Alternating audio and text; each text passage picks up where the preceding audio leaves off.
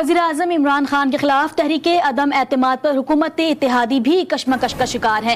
गुज़िश्ता रोज़ MQ Pakistan ने वफाकी हुकूमत से अददी पोजीशन वाज़ेह करने का मुतालबा कर दिया, जबकि मुस्लिम लीग कौफ के मुशावरती इजलास में कौफ लीग ने हुकूमत के बजाय अपोजिशन का साथ देने का इशारा दे दिया है।